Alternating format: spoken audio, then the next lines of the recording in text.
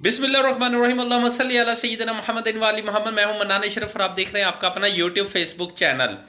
इमरान खान ने अभी खिताब किया है पूरी कौम के साथ और उन्होंने इमरान खान साहब ने कुछ बातें की हैं। सबसे पहले तो उन्होंने ये कहा कि इस मुल्क को पाकिस्तान में किसी ने इतना नुकसान नहीं दिया जितना नुकसान जनरल बाजवा ने दिया।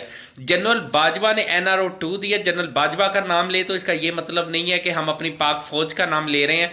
जनरल बाजवा का मतलब सिंपल जनरल बाजवा है, इसके अलावा इसके साथ कोई नहीं। किसी और के नाम के मतलब जनरल बाजवा का नाम अदारे के साथ नहीं जोड़ना चाहिए, ये अकेली शख्सियत का नाम है।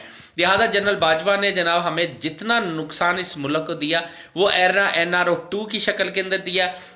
जब हम इंक्वायरी करते थे, जब हम नैब के उनके एस्टेब्लिशमेंट के कंट्रोल के अंदर था, मतलब जनरल बाजवा साहब के कंट्रोल के अंदर था, तो लिहाजा नैब कभी भी वो काम नहीं कर पा रहा था। हम पूरी कोशिश कर रहे थे कि किसी तरीके से कि कम से कम इंक्वायरियां हो और जिसने भी मुल्क का पैसा लूटा है उससे पैसा वापस लिया जाए। लेकिन बदकिस्मती ये है कि हमें बाजवा साहब काम करने ही नहीं देते थे।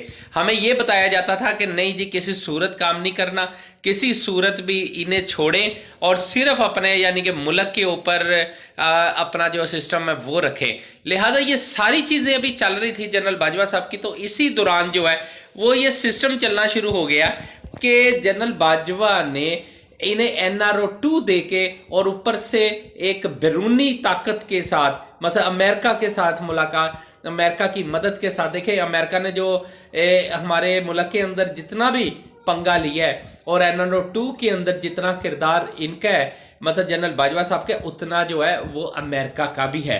लिहाजा अमेरिका ने NRO 2 भी दिलवाया और उसके अंदर उन्होंने बहुत सारे पंगे किए और ये सारे लोग आगे बढ़े। 22 अरब डॉलर की जो हमारे रिजर्व थे आज $6.7 बिलियन के ऊपर आ गए। ये बदकिस्मती नहीं तो और क्या है। उन्होंने ये भी कहा कि इन्होंने जनाब सिर्फ और सिर्फ जुल्म की इंतहा की। कभी ये हो सकता था कि एक साबिक वजीर आजम के ऊपर कातलाना हमला हो और उसकी FIR ना दर्ज हो सके। आजम स्वाति साहब के ऊपर जो जुल्म ज्यादती हो रही है, इसके अलावा जो जो बंदों के ऊपर भी जाली पर्चे हुए, मुकदमात हुए, वो यूं ही हो जाते होते हैं। ये आम बंदा जो है थानों के अंदर और जो तशद्दुद के वाकयात हुए, बरहना करके जो मारने के वाकयात है, ये किसने किए? क्या ये किसी को नहीं पता कि ये किसने किए? ये किस किस बंदे ने किए सब पता है। लेकिन बात यह है कि इस टाइम इस मुल्क के अंदर पहला NRO 1 जो है वो जनरल मुशर्रफ ने दिया, दूसरा जनरल बाजवा ने दिया और लिहाजा इसी वजह से ये जो नुकसान हुआ है आज हमारा मुल्क बहुत पीछे चला गया है। हमारे मुल्क के अंदर पैसा नहीं रहा, हमारे मुल्क के अंदर बहुत सी चीजें नहीं रही हैं। हम यानी कि देखें इस टाइम बेरोजगारी आम हो चुकी हुई है। इमरान खान के दौर के अंदर बेरोजगारी आम नहीं हुई थी। इमरान खान के दौर के अंदर कम से कम इंडस्ट्री तो चल रही थी, आज तो इंडस्ट्री भी बंद हो चुकी हुई है।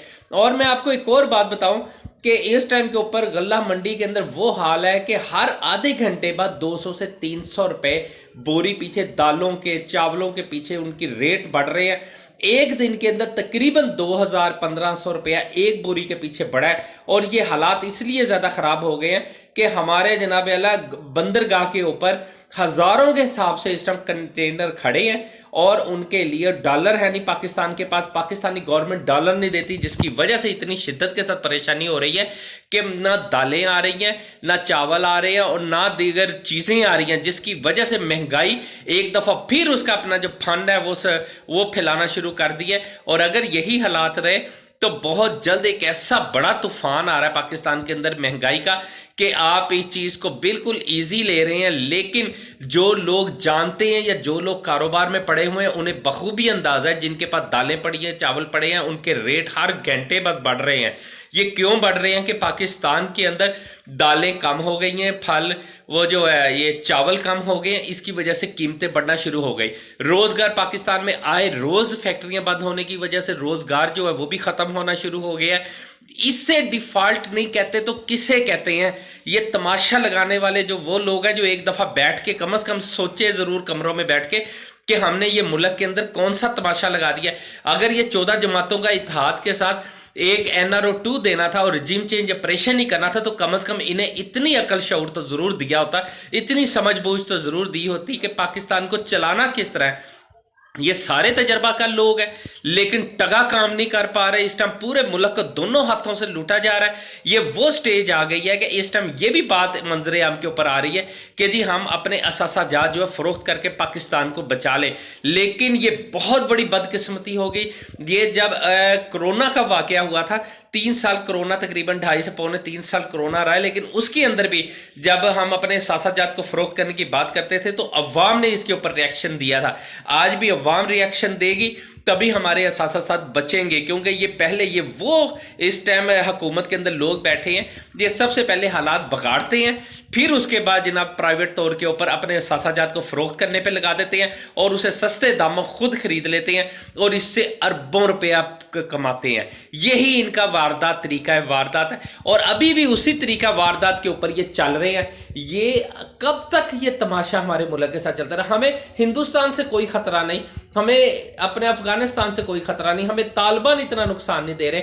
हमें जनाब ईरान के बॉर्डर के ऊपर जो फायरिंग होती है, जो दहशतगर्द वहां बॉर्डर के करीब करीब रह के नुकसान देते हैं, हमें उनसे भी इतना खतरा नहीं है जितना खतरा इस तरह के रजीम चेंज ऑपरेशन के दौरान इस मुल्क को पड़ता है। जिस तरह का खतरा जब लोग किसी के गलत बंदे का साथ देते हैं, उस टाइम के ऊपर जो खतरा है ना, ये मुल्क की बर्बादी कर जाता है। बहरहाल इसके बाद आपको एक और खबर बता देता हूं, इस चीज से बचना चाहिए।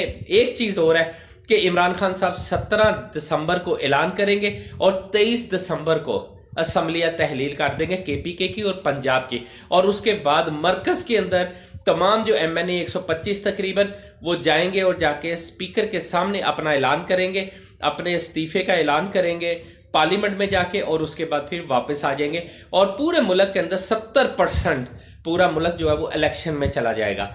ये तो है प्लानिंग पीटीआई की।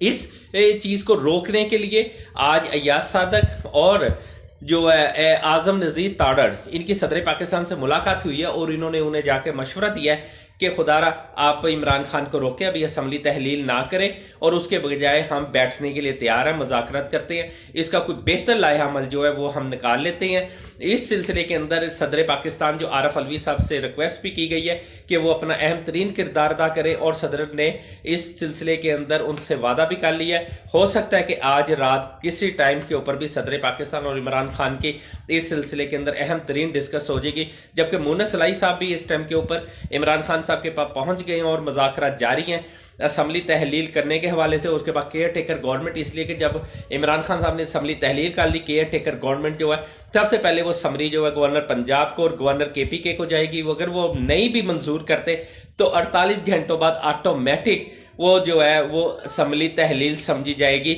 और वो समरी जो है वो मंजूर हो तस्वर होगी। उसके 48 घंटों के बाद केयर टेकर गवर्नमेंट आ जाएगी और केयर टेकर गवर्नमेंट के बाद इलेक्शन में चले जाएगी। इलेक्शन के लिए 3 माह का वक्त दरकार है, 3 माह हर सूरत, यानी कि अगर 23 दिसंबर को असम्बलियां तहलील होती है तो 23 मार्च को तकरीबन जनवरी, फरवरी और 23 मार्च को 3 माह पूरे हो जाएंगे और 23 मार्च के बाद 24 या 25 को या 23 को इलेक्शन हो जाएगा, जिस इलेक्शन की तैयारी कर रहे हैं। और उसके फौरी बाद फिर रमजान मुबारक है और फिर ये 5-5 साल के लिए असम्बलियां बन जाएगी। और बाकी मुझे लगता है कि जब असम्बलियां तहलील होगी तो मरकज भी नहीं बचेगा, मजबूरन मरकज को भी इलेक्शन में जाना पड़ जाएगा। और मुमकिन है कि 70% इस टाइम जो इलेक्शन मसला मुल्क में इलेक्शन होगा तो वही फिर 100% के ऊपर भी चला जाएगा। और उससे पहले पहले यानी कि रमजान मुबारक से पहले पहले फिर मरकज का पूरा इलेक्शन हो जाएगा।